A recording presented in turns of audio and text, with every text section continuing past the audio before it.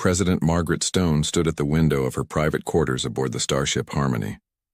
Earth grew smaller behind them as they traveled toward the most important meeting in human history. She was 52 years old with gray hair and kind eyes that had seen both war and peace.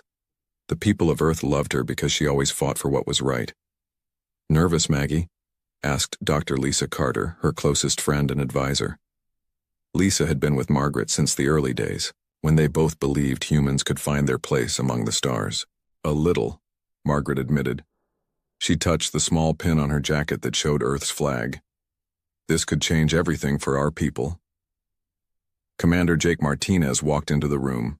He was tall and serious, the kind of man who took his duties very seriously. "Madam President, we'll reach Kepler Station in 6 hours. Captain Bell has checked all security measures twice."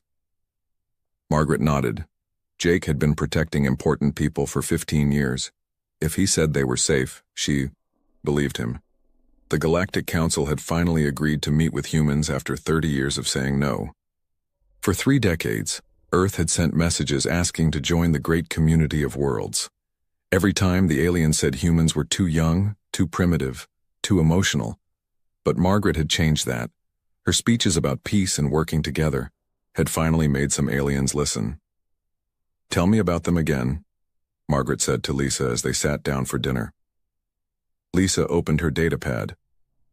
"The Zephyrians are the most powerful.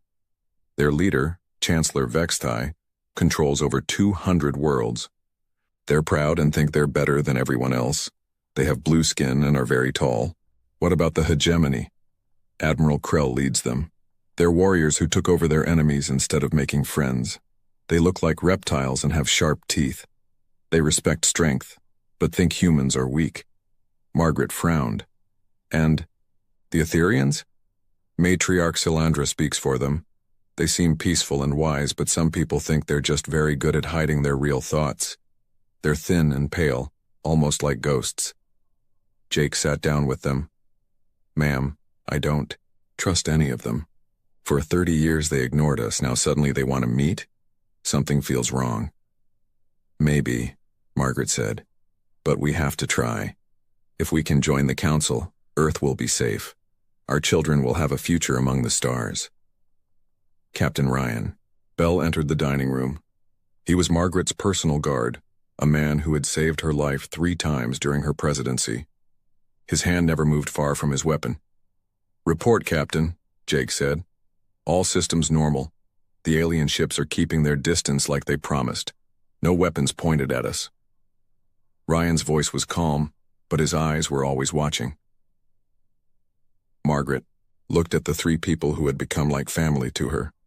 Lisa, the brilliant scientist who dreamed of learning from alien knowledge.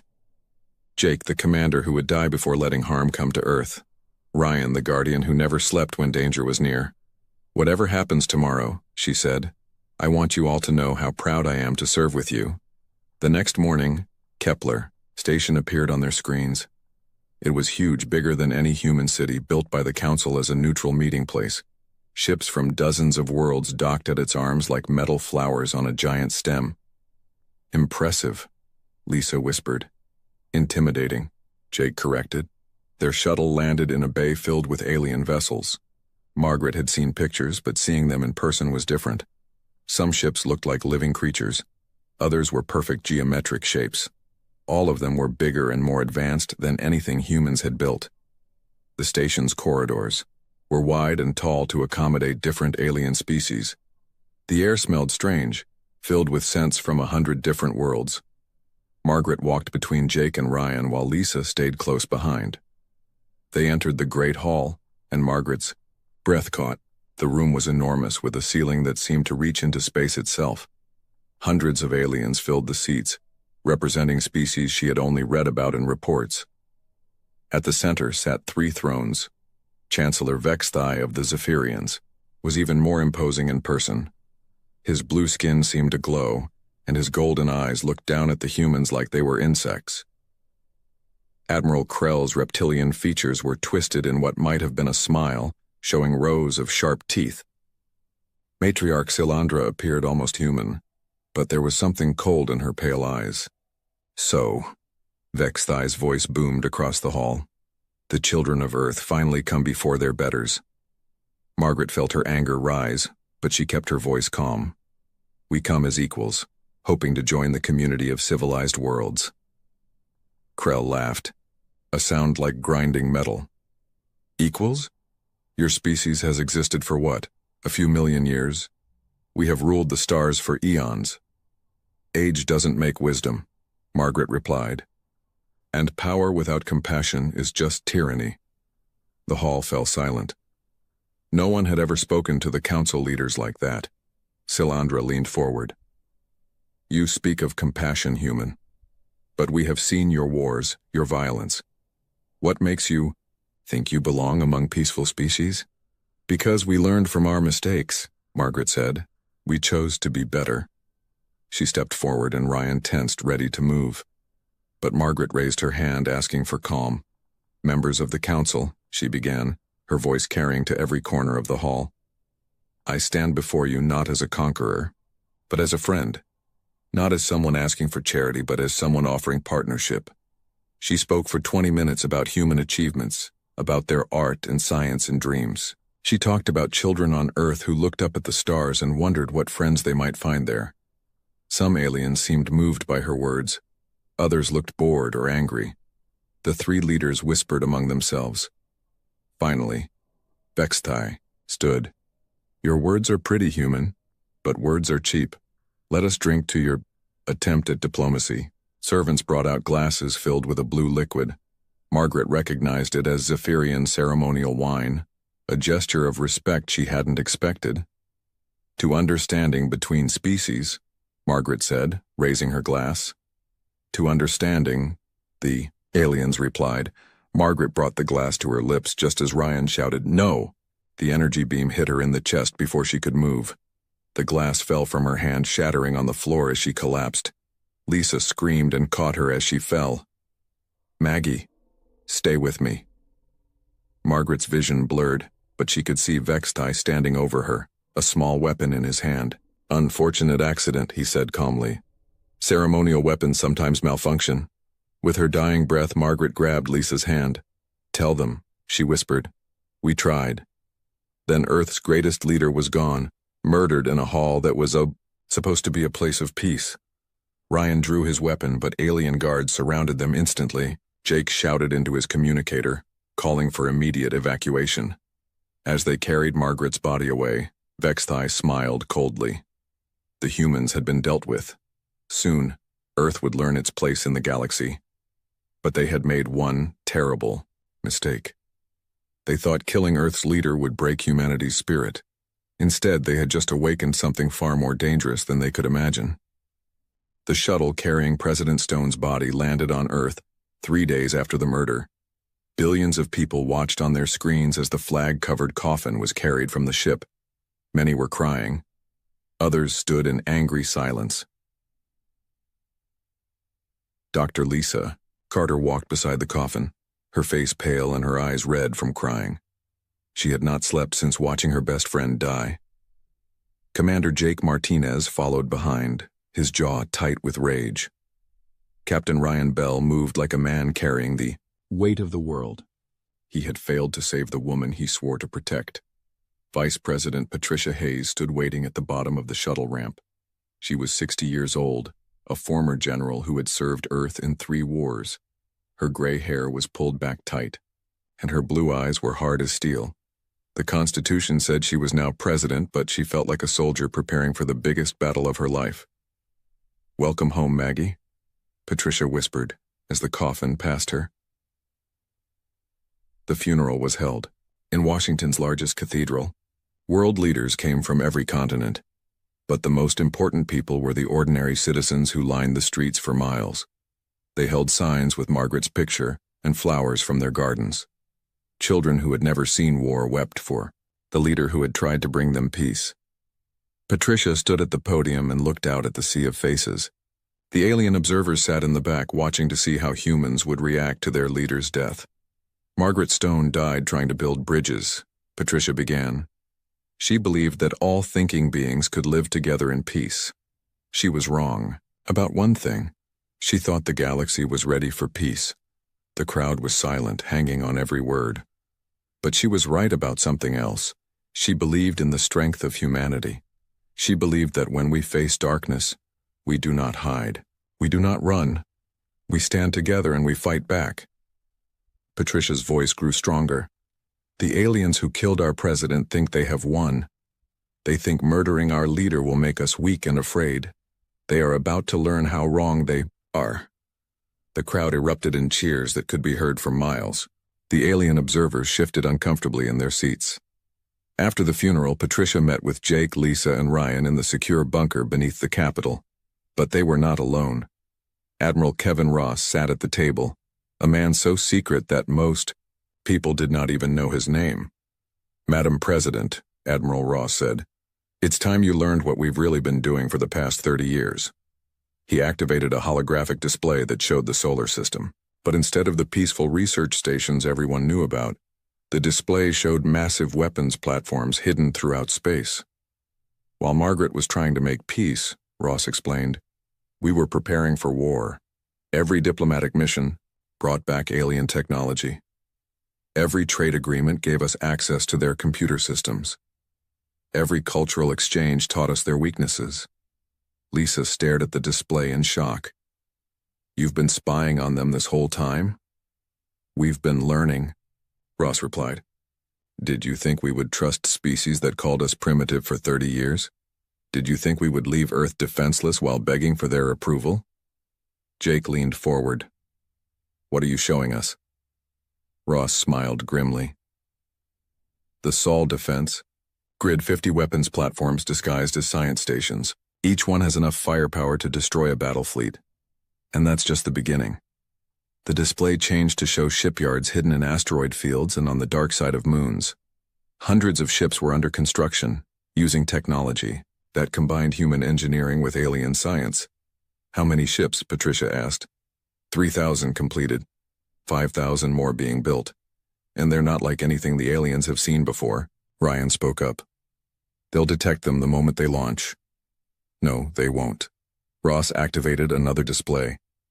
"Dr. Carter, meet Dr. Alex Turner, head of our stealth program." A thin man with nervous eyes stepped forward. "We've solved the detection problem. Our ships are invisible to alien sensors. They can't see us, they can't track us, and they won't know we're there until it's too late." Lisa shook her head. "This is insane. You're talking about war with half the galaxy." "They started the war when they murdered our president," Patricia said firmly. "Now we're going to finish it." Ross brought up intelligence reports. "The Triumvirate thinks they've crushed human spirit. They're already moving fleets toward our borders. Vexthai is bragging about how easily they eliminated our leader. Krell is planning to invade Earth within 6 months. Let them come," Patricia said. "They'll find out what humans are really capable of." Over the next month, Earth prepared for war in secret. The alien observers reported that humans seemed broken and leaderless. They saw the mourning crowds and the angry protests and assumed Earth was falling apart. They were wrong. In hidden facilities around the world, weapons factories worked around the clock. The stealth ships were loaded with new missiles designed to penetrate alien shields. Soldiers trained for boarding actions and planetary assaults. Scientists worked day and night to turn alien technology against its creators.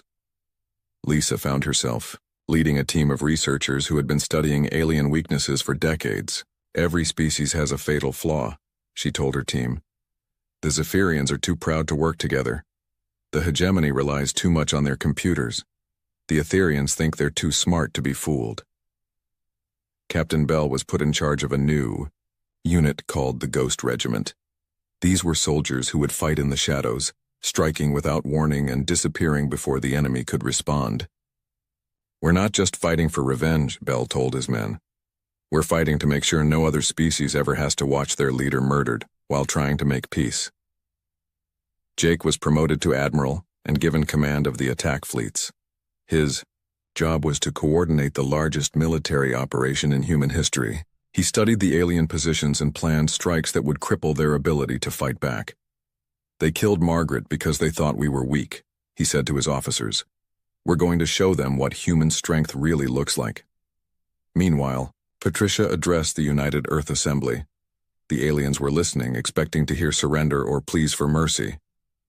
"Fellow humans," she began, "our president died trying to build a better future. The aliens who killed her think they have won. They think we will crawl back to Earth and hide like frightened children." She paused, looking directly at the alien observers.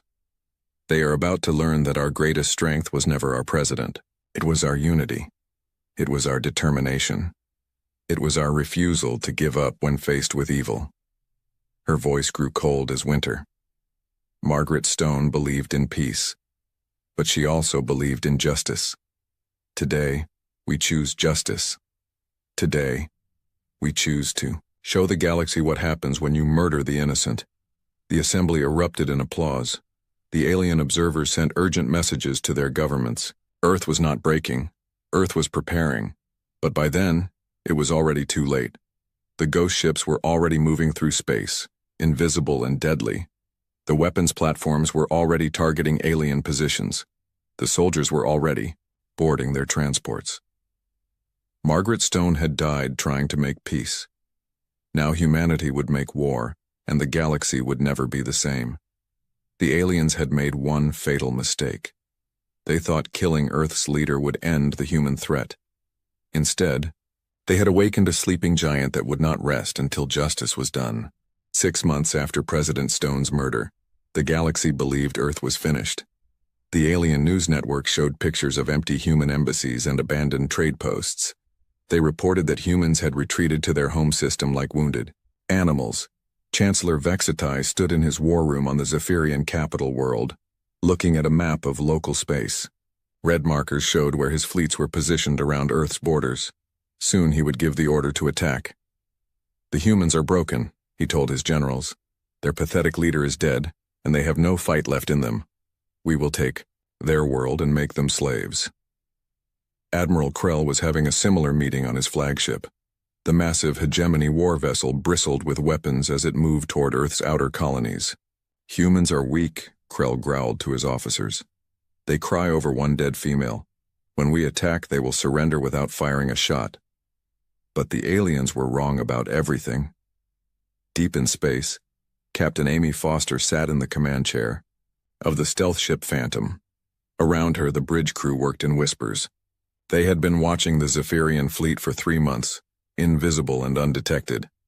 Amy was 35 years old, one of the best pilots in the human fleet. She had volunteered for the Ghost Fleet because she wanted to be the first to strike. Back at Margaret's killers, "Captain," her weapons officer said quietly, "we're in position. All Ghost ships report ready." Amy looked at the tactical display. 50 human ships surrounded the Zephyrian fleet, but the aliens had no idea they were there. The stealth technology was perfect.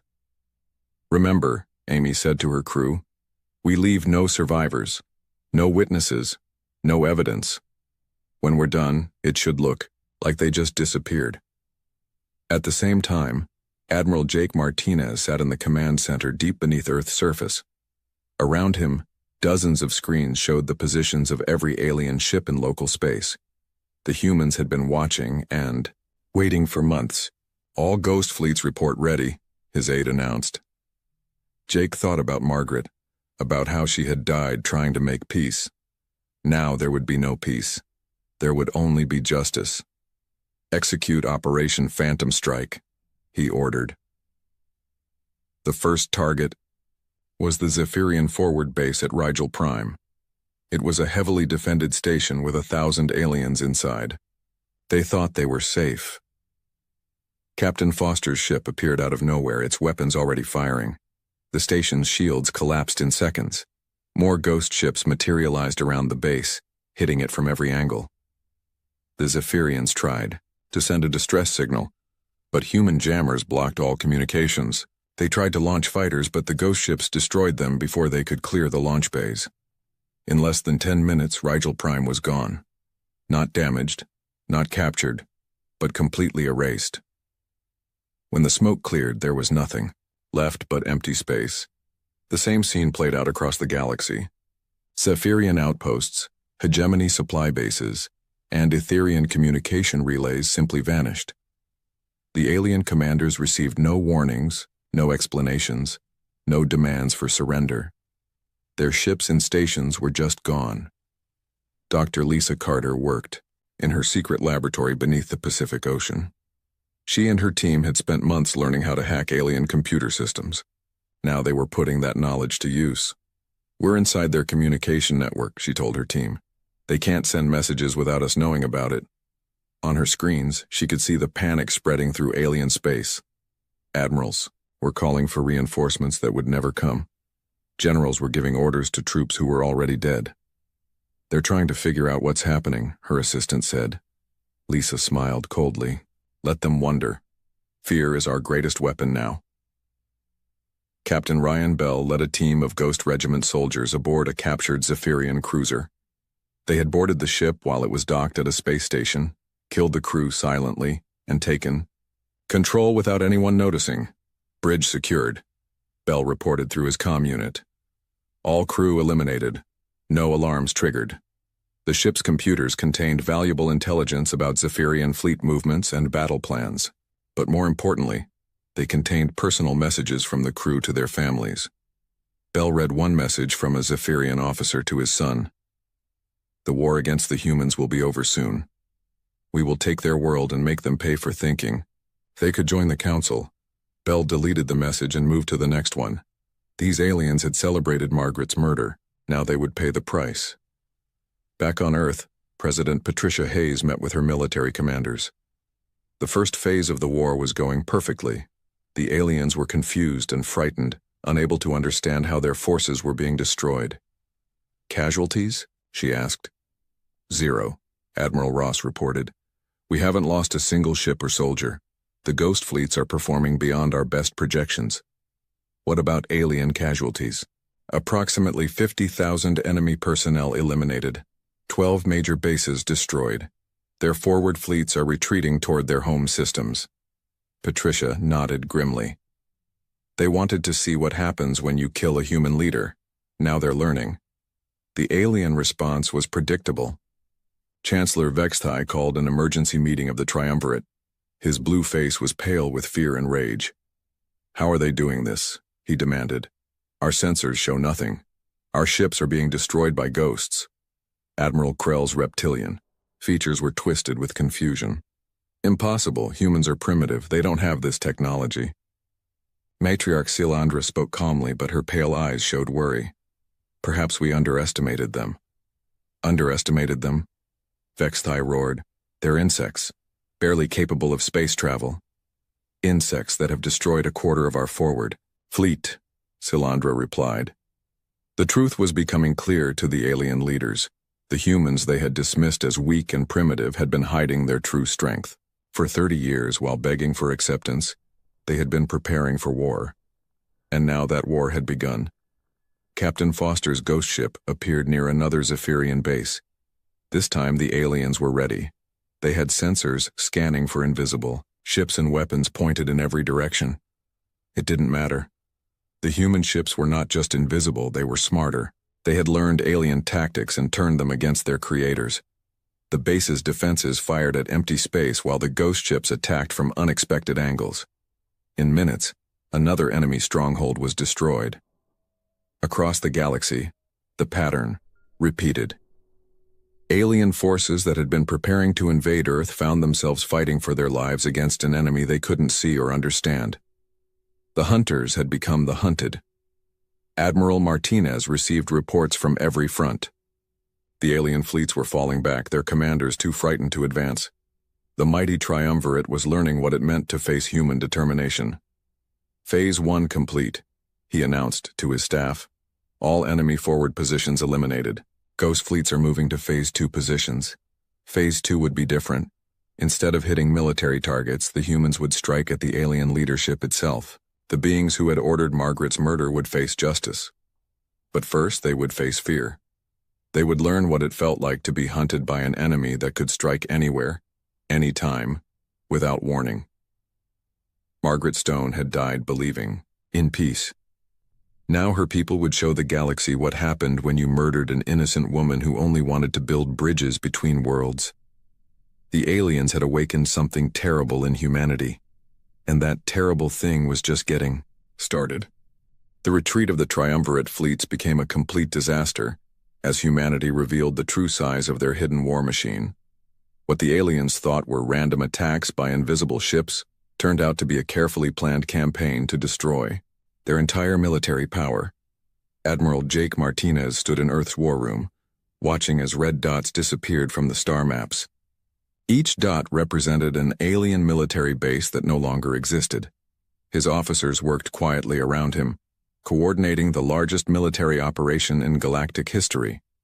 "Status report," Jake ordered.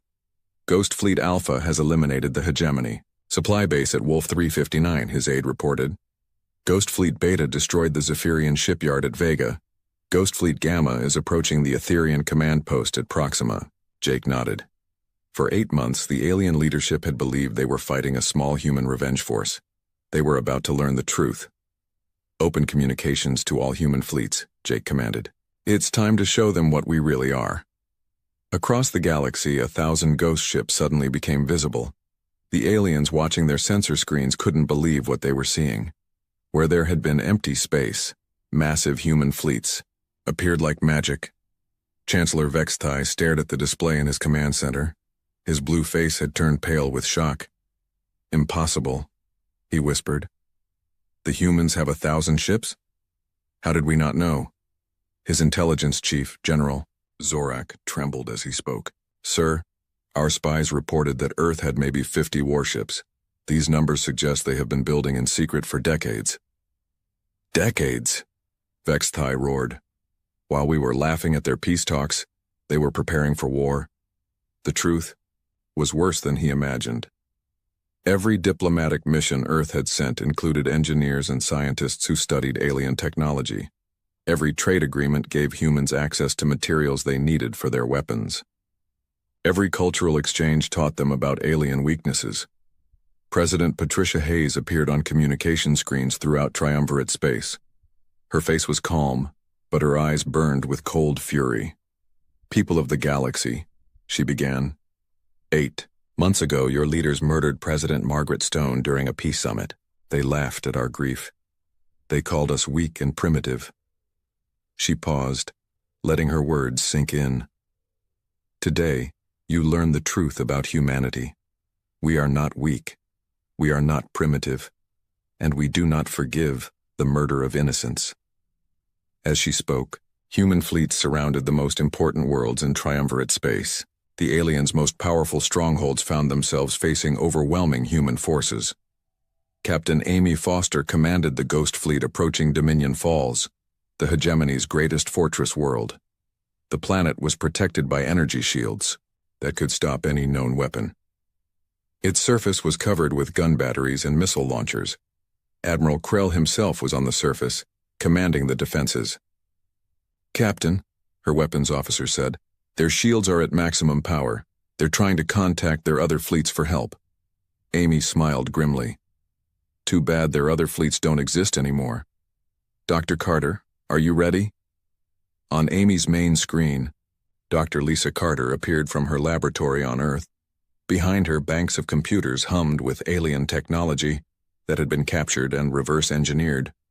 "Ready, Captain," Lisa said. "We're about to show them what happens when you share your technology with people you underestimate." Lisa's fingers flew over her controls. The computers she had built could speak the electronic language of any alien system. They could take control of enemy weapons and turn them against their owners. On Dominion Falls, Admiral Krell watched in horror as his own defense systems began targeting each other. The massive gun batteries that protected the planet turned inward and opened fire on their own shields. "What's happening?" Krell screamed at his technicians. "Sir, we're locked out of our own systems. Something is controlling our weapons." "Impossible, our security is perfect." But it wasn't perfect against humans who had spent 30 years learning how it worked. Lisa's computers didn't just hack the alien systems. They made the aliens attack themselves. The planet's shields collapsed under fire from its own weapons. Captain Foster's fleet moved in for the final assault, but they didn't need to fire a shot. The fortress world surrendered without a fight, its defenders too shocked to resist. Similar scenes played out across triumvirate space. On the Etherian research world of New Atlantis, Human hackers turned the aliens' own experiments against them. Weapons that had been designed to kill humans instead targeted their creators. Captain Ryan Bell led ground forces onto Zephyrian military bases where the Defenders' own security systems had turned against them.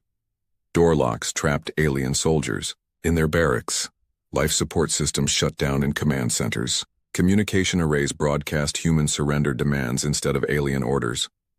"This is impossible," General Zorak told Chancellor Vexthai. "How can they control our technology better than we can?" Vexthai had no answer. The proud Zephyrian civilization, which had ruled space for 1,000 years, was being defeated by a species they had dismissed as children. President Hayes appeared on screens throughout the Zephyrian capital. Her message was simple and direct. "Chancellor Vexthai, you have a choice. Surrender now and your people will be treated with mercy. Continue fighting and we will show you what human anger really looks like." Vexthai's pride would not let him surrender to humans. "Never. We are Zephyrians. We do not bow to inferior species." "So be it," Hayes replied. What happened next became known as the Night of Falling Stars. Every Zephyrian military installation in space simply stopped working. Their ships lost power and drifted helplessly. Their space stations went dark. Their communication networks went silent. Dr. Carter had found the central control system that managed all Zephyrian technology. With a few keystrokes, she had turned off an entire civilization's ability to fight. "Magnificent," Admiral Martinez said as he watched the reports come in. "We've just won a war without killing a single civilian." But the humans weren't finished. They had one more demonstration to make. The three most powerful leaders in the galaxy, Vexthai, Krell, and Silandra, received the same message simultaneously. President Hayes appeared on their private communication systems that were supposed to be impossible to hack. "Leaders of the Triumvirate," she said, "you wanted to see human technology in action. You wanted to test our resolve. You got your wish." Behind her, the view changed to show Earth's solar system. But instead of the peaceful research stations the aliens expected to see, the display revealed massive weapons platforms pointed at the stars. "This is the Sol defense grid," Hayes explained. 50 weapons platforms, each one capable of destroying your largest ships. We built them while you were laughing at our peace offers. The display showed more hidden facilities, shipyards in asteroid belts, weapon factories on distant moons, training bases for human soldiers who had been preparing for this war their entire lives. "You murdered our president because you thought we were weak," Hayes continued. "You prepared to invade our world because you thought we were helpless. You were wrong about everything." Vexthai, Krell, and Silandra watched in growing horror as the true extent of human preparation was revealed. While they had been dismissing Earth as primitive, humans had been building the most advanced military force in the galaxy. "You have 48 hours to surrender unconditionally," Hayes announced. "After that, we stopped being merciful." The transmission ended, leaving the three alien leaders in stunned silence. In less than a year, humanity had gone from begging for acceptance to dictating terms to the galaxy's most powerful civilizations. Margaret Stone's dream of peace was dead, but her people had built something even more powerful. They had built fear. And that fear was spreading across the galaxy like wildfire. The 48-hour deadline passed without a single response from the Triumvirate leaders. Chancellor Vexthai, Admiral Krell, and Matriarch Silandra had chosen pride over wisdom. They would learn the cost of that choice. President Patricia. Hayes stood in the same room where Margaret Stone had planned her peace mission 1 year ago. Now, instead of preparing for diplomacy, Patricia was ending a war.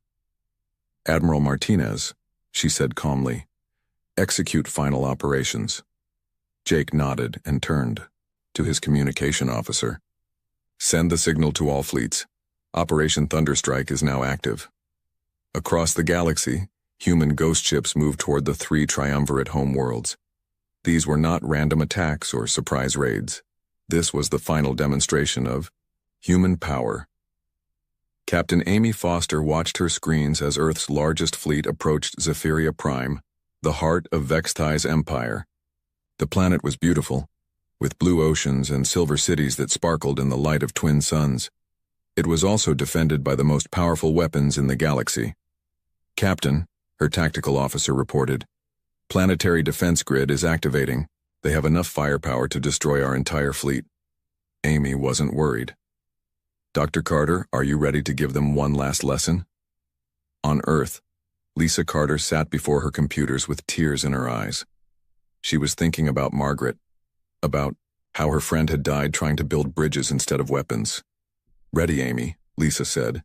"Initiating system override in 3, 2, 1. On Zephyria Prime, every defense system suddenly went silent. The massive orbital cannons that could crack moons stopped moving. The shield generators that protected the planet flickered and died. The communication arrays that connected the world to its empire went dark."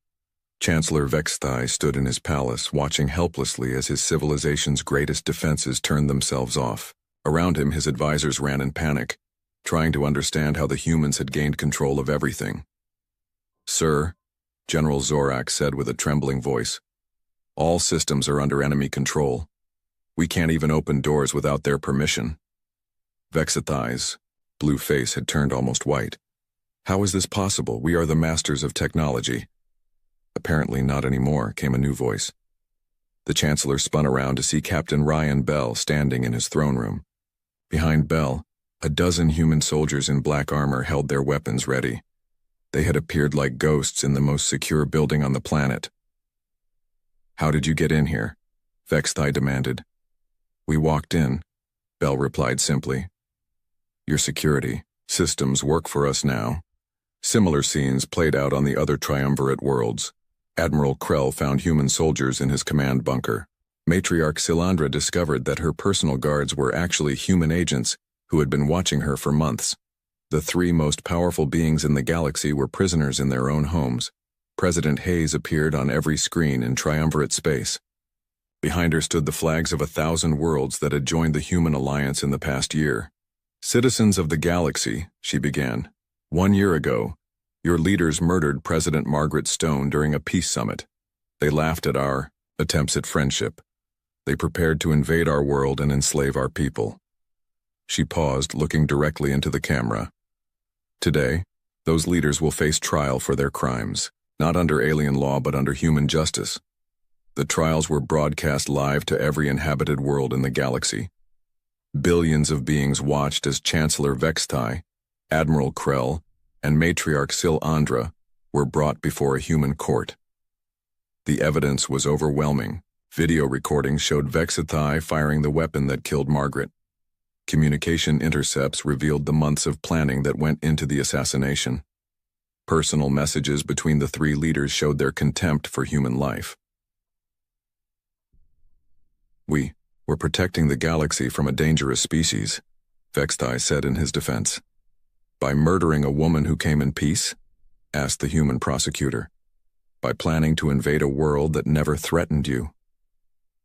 The trial lasted 3 days. The verdict was unanimous. All three leaders were found guilty of murder, conspiracy, and crimes against peace. The sentences were carried out immediately. With their leaders gone, the triumvirate civilizations surrendered completely. Their military forces laid down their weapons. Their governments asked for mercy from the species they had tried to destroy. President Hayes was generous in victory.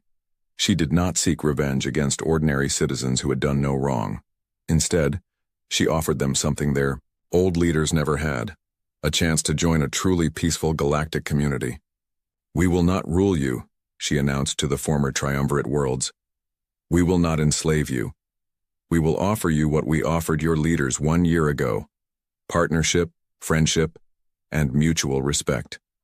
Many species accepted immediately. Others needed time to adjust to the new reality. But all of them understood the message: the age of bullying and conquest was over.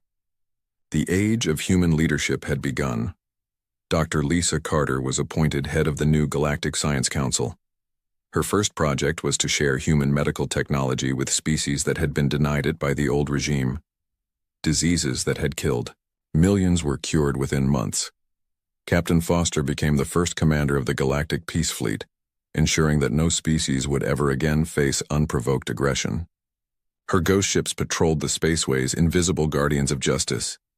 Captain Bell established the Diplomatic Protection Service, guaranteeing that future peace negotiations would truly be peaceful. The murder of a diplomat became the most serious crime in galactic law.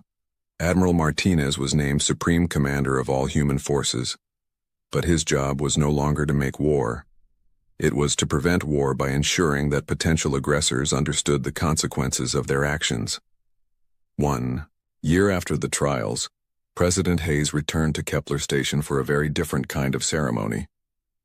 Representatives from 300 worlds gathered to dedicate the Margaret Stone Memorial on the exact spot where Earth's president had died.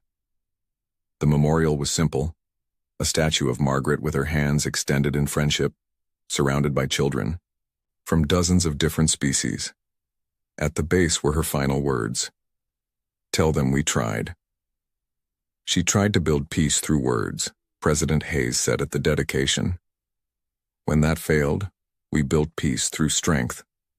The galaxy is safer today because of her sacrifice, and it will remain safe because of our vigilance.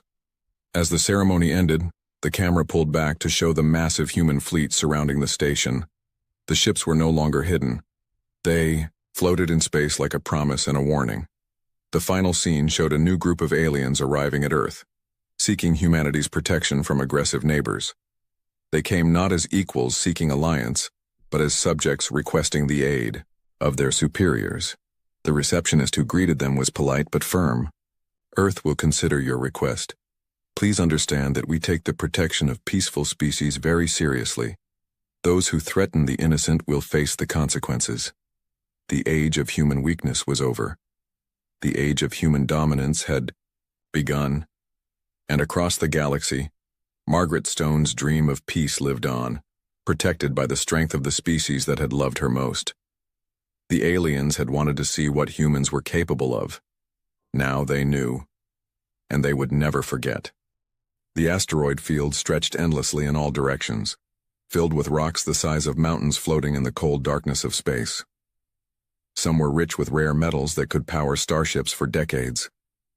Others held crystals that made faster-than-light travel possible. This was the Kepler drift, and for 3 long years it had been soaked in blood and fire. General Thakmor stood on the bridge of his flagship, the Iron Fang, watching enemy ships move between the asteroids like deadly insects. His yellow eyes tracked their movements while his clawed hands gripped the metal railing. The Kreks had been fighting the Thane for so long that he could predict their attack patterns. Still they kept coming. The Kreks were built for war. Their homeworld had crushing gravity that made their bones dense as stone. Volcanoes erupted constantly, filling the air with poison gas that would kill most other species. Only the strongest Kreks survived to adulthood. Those who lived became warriors without equal in the galaxy. Thakmor's scales were scarred from 100 battles. Each mark told a story of survival against impossible odds. His species had learned that only the ruthless lived long enough to have children. Mercy was weakness. Compromise was death. "Enemy bioships approaching from Sector 7, reported his tactical officer. The younger Krex's voice was steady despite the approaching danger. Fear was something their species had forgotten long ago. Through the view screen, Thakmor could see the Thane vessels moving closer. They looked like giant insects made of bone and metal. Unlike Krex ships built from pure steel and armor, Thane vessels were grown rather than constructed. Living ships that could heal their own wounds and adapt to different weapons. The Thane had evolved on a world where radiation storms could strip flesh from bone in minutes. Massive desert storms buried entire cities under tons of sand. Their ancestors had survived by becoming a hive mind, sharing thoughts and reactions faster than any individual could think. They fought as one massive organism with thousands of parts. Swarm Queen Zixthara controlled her fleet from the heart of her bioship, the Endless Hunger. Her consciousness flowed through every vessel in her armada. She could see through 1,000 eyes and think with 1,000 minds all at once. To her, the Kreks were simple brutes who fought as individuals instead of a unified whole. Her ship pulsed with organic energy as it moved between the asteroids. The hull rippled like living skin, adjusting its shape to deflect incoming fire. smaller. Bioships swarmed around her flagship like antibodies protecting a vital organ. The war had started over mining rights to the Kepler drift. Both species needed the rare materials found in the asteroid field. Neither was willing to share. Neither was capable of backing down. Their homeworlds had taught them that resources were won through strength alone. Launch hunter pods. Zixthara commanded through the neural link that connected her to every Thane in the fleet. Her order flowed instantly to all ships at once. Within seconds, thousands of small attack craft erupted from the bioships like seeds from a pod. The Kreks responded immediately. Their ships opened fire with plasma cannons that could melt through solid rock. The space between the asteroids lit up with weapons fire. Explosions bloomed like deadly flowers as ships on both sides took damage. Thakmor watched one of his destroyers take a direct hit from a Thane acid missile. The weapon ate through the hull like it was paper. Atmosphere vented into space along with the bodies of his warriors. He felt anger burn in his chest but showed no emotion on his face. Emotion was another form of weakness. The battle raged for hours. Ships darted between asteroids using the massive rocks for cover. When smaller asteroids got in the way, the warships simply destroyed them with their weapons. The debris field grew thicker with every passing minute. Neither side could gain a clear advantage. The Krek ships were stronger and better armored, but the Thane vessels were faster and could coordinate their attacks perfectly. For every Krek ship destroyed, 2 Thane bioships died. For every Thane casualty, the Kreks lost experienced warriors they could not easily replace. Both fleets had been fighting so long that they knew each other's tactics perfectly. Every new strategy was quickly countered. Every surprise attack was anticipated. The war had become a grinding match of endurance where victory would go to whoever lasted longest. On distant worlds, billions of civilians waited for news from the front lines. Krek's mothers sent their sons to die in the asteroid field, knowing that retreat would mean the end of their empire. Thane drones worked endlessly to grow new bioships, understanding that defeat would mean extinction for their entire hive mind. The Galactic Council had tried to mediate the conflict. Representatives from peaceful species offered to negotiate a settlement. Both the Kreks and Thane had ignored them completely. To species that had evolved on death worlds, the soft creatures from garden planets could never understand what was truly at stake. Other powers in the galaxy watched the war with growing concern. The Kreks and Thane were among the most dangerous military forces known. If their conflict spread beyond the Kepler drift, entire sectors could be devastated. But no one had the strength to force them to stop fighting. The battle continued as it had for 3 years. Ships destroyed each other in the darkness between the asteroids. Warriors died believing their sacrifice would bring victory. Commanders made plans knowing that tomorrow would bring more of the same endless violence. Neither Thakmor nor Zixthara could imagine that their war was about to change forever. Neither could foresee that a single ship from a species they barely noticed would soon arrive to turn their conflict upside down. They fought on, locked in their deadly dance, while somewhere in the vast emptiness of space, the USS Dakota was already on its way to change the course of galactic history. The largest battle of the 3-year war was about to begin. Over 200 ships from both fleets moved into position among the asteroids. General Thakmor had committed his entire reserve force to this engagement. Swarm Queen Zixthara had grown new bioships specifically for this moment. Both commanders knew that today would decide the fate of the Kepler drift. The Iron Fang led the Krek's battle line forward. Massive dreadnoughts followed behind the flagship, their hulls bristling with plasma cannons and missile tubes. The ships moved in perfect formation, each one a fortress of metal and armor. On the other side of the asteroid field, the endless hunger pulsed with organic energy. The Thane bioships surrounded it like a living cloud, their bone-white hulls rippling as they prepared for combat. Acid missiles grew in their launch tubes like eggs ready to hatch. Both fleets were seconds away from opening fire when something impossible happened. Space itself seemed to tear open between them. A brilliant flash of light filled the darkness, and suddenly a new ship appeared where none had been before. The vessel was strange to both alien species. It was clearly artificial like Krek's ships, but smaller and more graceful than their brutal war machines. Unlike Thane bioships, it showed no signs of organic growth. The hull was a dull gray color with markings that neither side recognized. Captain Jake Morrison stood on the bridge of the USS Dakota, trying to understand what his ship had just dropped into. One moment they had been traveling through hyperspace, on their way home from a survey mission. The next moment they were surrounded by the largest concentration of warships he had ever seen. "What in the hell is going on out there?" Morrison asked his tactical officer. Commander Lisa Grant was already running scans of the surrounding ships. Her console displayed readings that made her shake her head in disbelief. "Captain, I'm reading over 200 combat vessels. 2 distinct fleets in battle formation. They were about to engage when we arrived." Morrison looked at the main view screen. Massive alien ships surrounded his vessel on all sides. Some looked like metal fortresses covered in weapons. Others resembled giant insects made of bone and sinew. All of them were clearly built for war. "Are they targeting us?" Morrison asked. "Negative, sir," Grant replied. "Both fleets have stopped their attack patterns. I think our arrival caught them by surprise." Communications Officer Pete Williams looked up from his station. "Captain, I'm receiving signals from both fleets. They're trying to identify us, but I don't think they recognize our ship design or our language." Chief Engineer Amy Torres checked her instruments from the engineering station. "Fusion drives are running hot, Captain. I can get us out of here fast if needed." Morrison considered his options.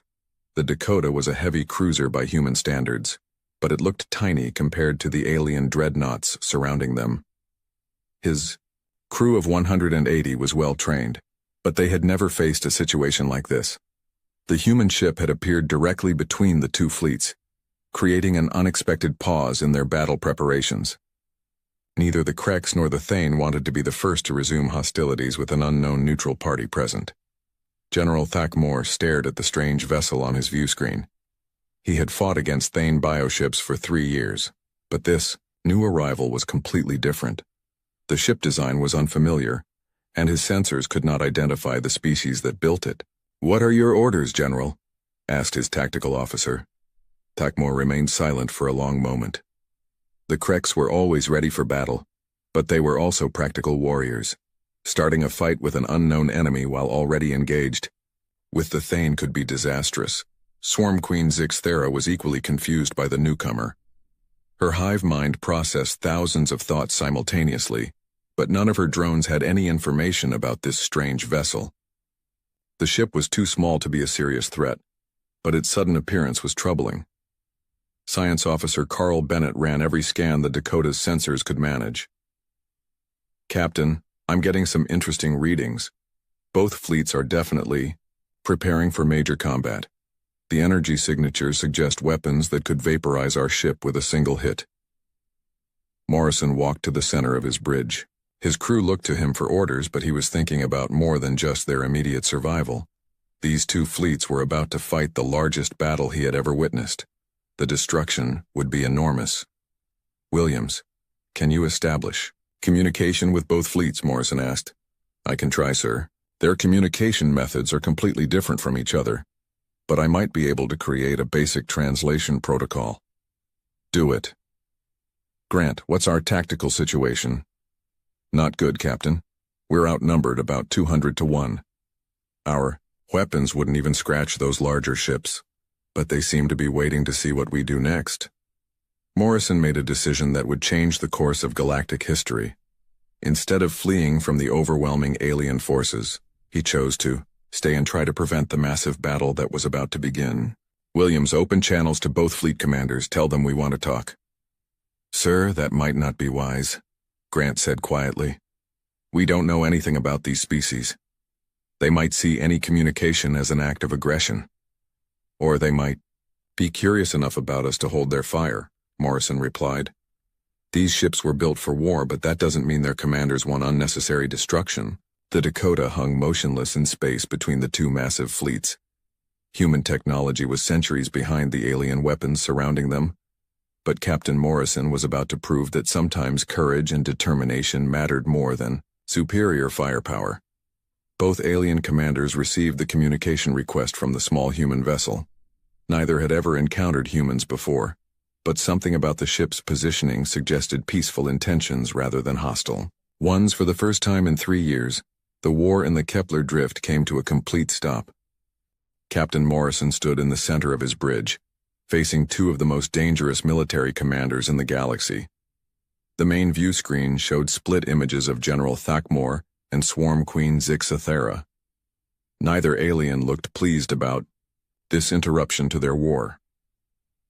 The Krex general was a terrifying sight. His reptilian face was covered in battle scars, and his yellow eyes burned with barely controlled rage. Rows of sharp teeth showed when he spoke. Everything about him screamed, predator. The Thane Queen was different but equally frightening. Her insectoid features were alien beyond human understanding. Multiple eyes studied Morrison while her mandibles clicked together in what might have been irritation. She spoke through a translation device that made her voice sound like grinding. "Metal. Unknown vessel." Thakmor growled through the communication link. "You have entered a combat zone without permission. State your species and your business here or prepare to be destroyed." Zixathera's response came at almost the same time. "Small ship, you interrupt the Hive's righteous battle. Explain your presence or be consumed by our bioweapons." Morrison had faced dangerous situations before, but nothing like this. He was talking to two species that could wipe out his entire ship without effort. Yet something about their pause made him think. They were curious rather than immediately hostile. "I am Captain Jake Morrison of the human vessel USS Dakota," he said calmly. "We arrived here by accident during our return from a deep space exploration mission. We had no intention of interfering with your conflict." Both alien commanders seemed surprised by his direct response. Most species would have fled immediately when faced with such overwhelming force. This human captain showed no signs of fear. "Human," Thakmor repeated, as if testing the word. "Your species is unknown to the Krex Empire. Your ship is small and appears to carry limited weapons. Why do you not flee from superior forces?" Morrison took a deep breath. What he was about to propose was either brilliant or completely insane. "Because I believe both of your civilizations are making a terrible mistake. The temperature on both alien bridges seemed to drop several degrees." Zixathera's mandibles clicked faster, a sign of extreme agitation. Thakmor's claws scraped against the metal railing of his command platform. "You dare judge the Krex?" Thakmor snarled. "We have conquered a dozen worlds through strength and honor. Our warriors are without equal in the galaxy." "The hive mind spans centuries of evolution," Zixathera added. "Our unity has brought victory against countless enemies. No individual species can comprehend our power." Morrison nodded respectfully. "I don't question your strength or your honor. Both of your civilizations have clearly survived incredible challenges. That's exactly why this war is such a waste."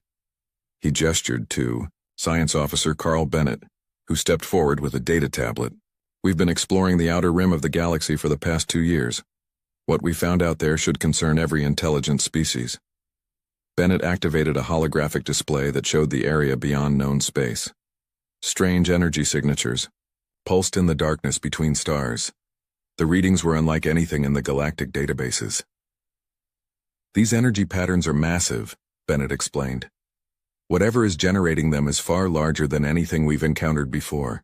The power levels suggest technology that makes our current conflicts look like children playing with toys."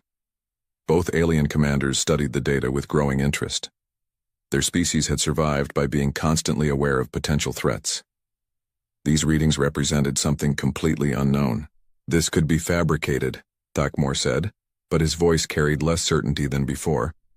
"The hive mind requires proof of such claims," Zixathera added. Morrison stepped closer to the view screen. "I'm willing to provide all our sensor data for your analysis. But first I want to propose something that might sound impossible." He paused, knowing that his next words would either start a new chapter in galactic history or get his ship blown to pieces. "I propose a 3-way negotiation. Not surrender or conquest, but a discussion between equals about the real threats facing all of our civilizations." The silence that followed was deafening. Both alien commanders stared at Morrison as if he had suggested something completely insane. In their experience, conflicts ended with victory or death, not conversation.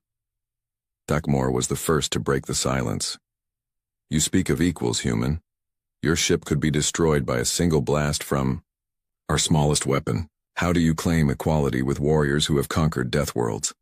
Morrison smiled, and something in that expression made both aliens pause. Because humans come from a death world too. We just learned different lessons from our survival. He nodded to Commander Grant, who brought up images of Earth on the holographic display. The planet looked beautiful from space, with blue oceans and white clouds, but the data showed a different story. Earth has weather systems that can destroy entire cities in minutes, Morrison explained. Earthquakes that split continents, volcanoes that block out the sun for years. We evolved alongside predators that hunt in packs and natural disasters that kill without warning. The images showed hurricanes, tornadoes, tsunamis, and volcanic eruptions. They showed massive storms that dwarfed anything on the Krex or Thane, homeworlds. But instead of becoming pure warriors or a hive mind, Morrison continued, we learned to cooperate as individuals. We learned to find strength in our differences rather than our similarities. Zixthara's multiple eyes focused on the human captain with new interest. Your species survived such chaos through cooperation rather than domination? Cooperation and adaptation, Morrison confirmed. We learned to turn our differences into advantages. That's what I'm proposing now. Thakmor studied the human with growing respect. Any species that could survive such a hostile world deserved consideration, even if their methods were unusual. What exactly are you suggesting, human captain? The Krex general asked. Morrison looked directly at both alien commanders. Meet with me on neutral ground, bring small delegations. Let's discuss these unknown threats and see if 3 different approaches to survival might be stronger than any one approach alone. The hive mind does not negotiate with individuals, Zixthara said, but her tone was less hostile than before. The Krex do not show weakness through compromise, Thakmor added. Morrison nodded. I'm not asking for weakness or compromise, I'm asking for strategic thinking. If something out there is powerful enough to threaten all of us, shouldn't we understand it before we destroy each other? Both alien commanders fell silent, considering the humans' words. The war they had been fighting seemed less important when faced with the possibility of unknown threats from beyond the galaxy's edge. Finally, Thakmor spoke. The Krex will consider your proposal, human captain, but know that if this is deception, your death will be neither quick nor merciful. The hive mind is curious about your species and your data, Zixthara added. We will agree to temporary cessation of hostilities for the purpose of evaluation. Morrison felt a surge of relief mixed with excitement. He had just convinced 2 of the galaxy's most dangerous species to stop fighting and start talking. Now came the hard part, proving that cooperation could be stronger than conquest. Habitat Station Echo floated silently in the darkness between the massive alien fleets. The small human-built station had been designed for diplomatic meetings between different species. Captain Morrison had suggested it as neutral ground for their unprecedented 3-way negotiation. The station's main conference room had been modified to accommodate all 3 species. Environmental controls maintained separate atmosphere zones for each delegation. The Krex needed higher temperature and gravity. The Thane required lower humidity and specific radiation levels. Humans could adapt to almost anything, which impressed both alien species more than they wanted to admit. General Thakmor arrived first, accompanied by 2 of his most trusted warriors. The Krex delegation wore full battle armor even in the neutral zone. Their weapons had been left on their transport ship, but their claws and natural strength made them dangerous enough. Swarm Queen Zixthara materialized in the station through a biotransport pod. 3 of her drone warriors flanked her, their compound eyes constantly scanning for threats. The Thane delegation moved with perfect coordination, as if they shared a single mind.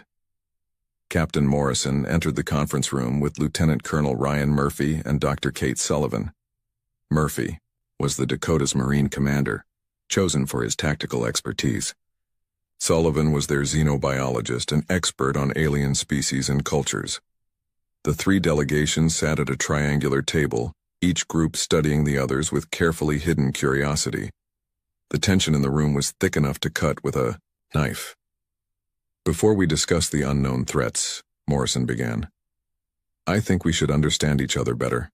Our species have never worked together before. Trust will be essential if we're going to cooperate. Thakmore's yellow eyes fixed on the human captain. The Kreks do not trust easily, human Morrison. Trust must be earned through combat and proven through victory. The hive mind requires unity of purpose, Sixthera added. Individual species cannot achieve true cooperation without surrendering their separate thoughts. Dr. Sullivan leaned forward slightly. May I ask about your homeworlds? Understanding where we come from might help us understand why we fight differently. Thakmore straightened with obvious pride. Krex Prime is a world of fire and stone.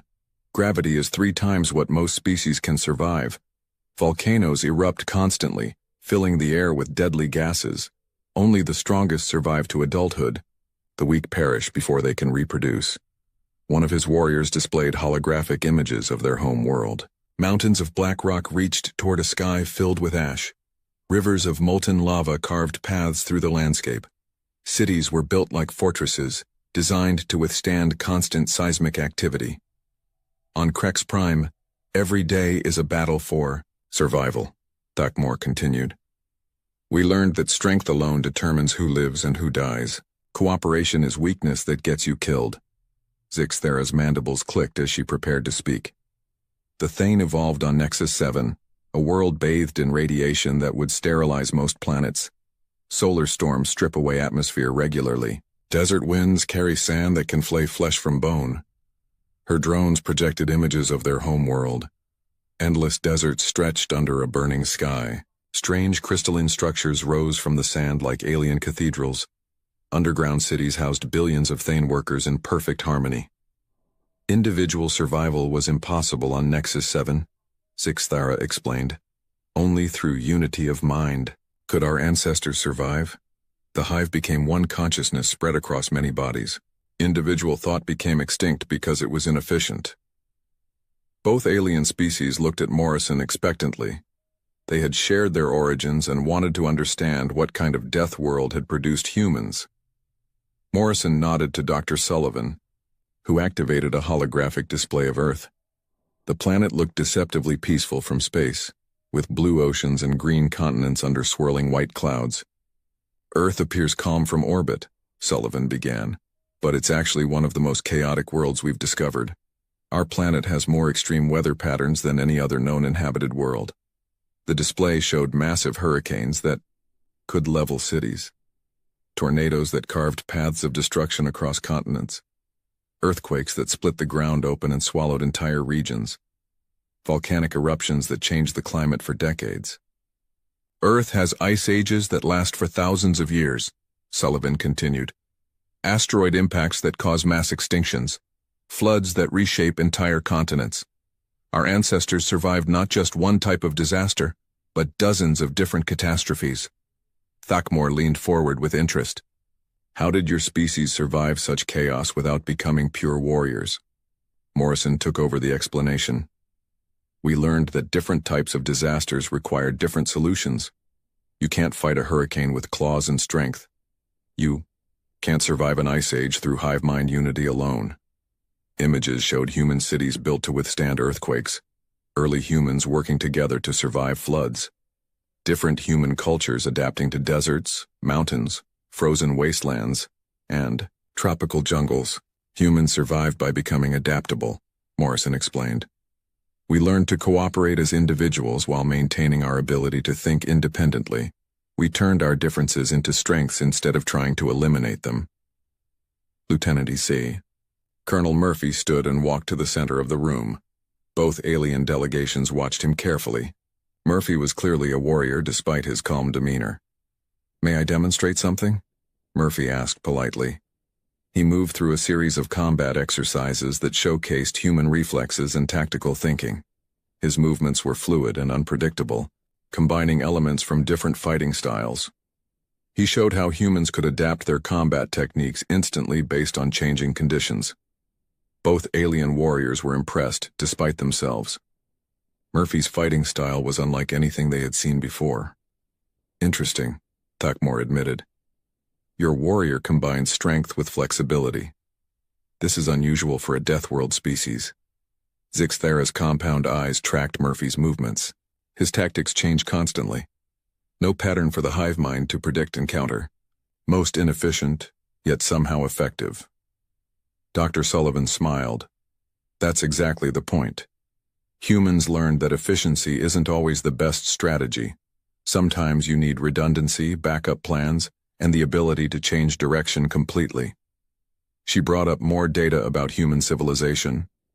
Images showed humans working together on massive projects while maintaining individual creativity. Cities that combined dozens of different architectural styles. Technologies that merged concepts from completely different scientific disciplines. We discovered that our greatest strength wasn't in being the strongest or the most unified, Sullivan explained. Our strength came from being the most adaptable. We learned to find solutions that nobody else would think of. Morrison stood and looked directly at both alien commanders. That's what I'm proposing now. We face an unknown threat that might be too big for any one approach to handle, but 3 different approaches working together might find solutions that none of us could discover alone. Thakmor was quiet for a long moment, processing what he had learned about humans. These small beings from the peaceful-looking world had survived challenges that would test even Krek's warriors. Zixthera's hive mind buzzed with rapid calculations. The human approach to survival was chaotic and inefficient by Thane standards, yet somehow it had produced a spacefaring civilization. Your species is more dangerous than we realized, Thakmor said finally. Not because of your weapons or your strength, but because of your thinking. The hive mind finds human adaptability. Disturbing yet useful, Zixthera added. Perhaps different approaches to survival have value we have not considered. Morrison nodded. Then you're ready to see what we discovered at the galaxy's edge, and why we might need all 3 approaches to survive what's coming.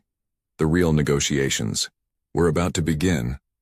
The conference room fell silent as Science Officer Carl Bennett activated the long-range sensor data from the Dakota's deep space mission. The holographic display showed the outer rim of the galaxy, where stars became sparse and darkness stretched toward infinity. But the darkness was not empty. Massive energy signatures pulsed in the void between galaxies. The readings were unlike anything in any known database. Whatever was generating them operated on a scale that dwarfed entire star systems. General Thakmor studied the data with growing concern. His tactical experience told him these were not natural phenomena. These energy patterns suggest artificial construction, something-built structures larger than our homeworlds. Swarm Queen Zixthera's hive mind processed the information at incredible speed. Thousands of calculations ran simultaneously through her consciousness. The power requirements for such signatures would exceed the output of entire stars. This technology is beyond current galactic capabilities. Captain Morrison nodded grimly. Our analysis suggests these structures have been dormant for millions of years, but recent data indicates they're beginning to activate. Something is waking, up out there. Bennett highlighted specific readings on the display. The energy output has increased by 40% in just the past 6 months.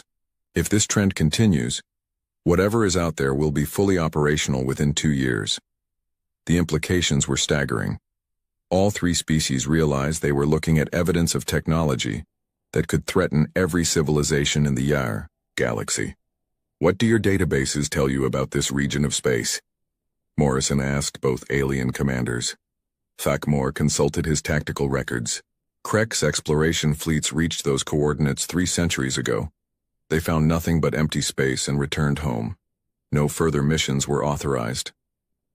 The hive mind sent probe ships to the galactic rim 200 years past, Zixthera added. All contact was lost, the vessels never returned. We assumed they were destroyed by natural hazards. Dr. Sullivan leaned forward. What if they weren't destroyed? What if they were captured or absorbed by whatever is out there? The thought sent chills through all 3 delegations. An intelligence that could capture entire fleets without sending any distress signals was beyond their experience. Morrison stood and walked to the center of the room. This is why I proposed our alliance. Alone, each of our civilizations might face extinction when this threat becomes active. Together, We might have a chance. Thakmor's scarred face showed skepticism. The Krex Empire commands over 300 warships. Our weapons can crack planets in half. What could your 12 human vessels add to such firepower? Morrison smiled at the challenge. Commander Grant, show them our tactical analysis. Commander, Lisa Grant activated a new holographic display. It showed battle formations that combined all three species' strengths in ways none had considered before. Krex dreadnoughts have superior armor and firepower, Grant explained. Thane bioships offer unmatched coordination and adaptability. Human vessels provide technological flexibility and strategic unpredictability. The display showed theoretical battle scenarios. Krex ships formed the heavy assault line, their massive weapons breaking through enemy defenses. Thane bioships swarmed around flanks, their hive mind coordination allowing perfect, tactical synchronization. Human ships provided mobile support, adapting their roles instantly based on changing battlefield conditions. Your individual strengths become even stronger when combined, Grant continued. Krex durability protects Thane swarm tactics. Thane coordination enhances Krex firepower. Human adaptability ties both approaches together. Zixthera's mandibles clicked with interest. The hive mind sees merit in this configuration. Combined tactics could achieve results impossible for any single species. But Thakmor remained unconvinced. Theory is not reality, human Grant. Combat reveals truth that no simulation can predict. Lieutenant Colonel Murphy stepped forward. Then let us prove it works. General, would you be willing to participate in joint training exercises? The suggestion was bold, almost to the point of insanity. Military forces that had been killing each other for 3 years would now train together as allies. Thakmor considered the proposal. His warrior instincts told him to reject any cooperation with former enemies. But his tactical mind recognized the potential advantages. What guarantees do we have that this alliance will be honored? The Krex general asked. Morrison looked directly at both alien commanders. The same guarantee you've always had in battle. Trust built through shared danger and proven through results.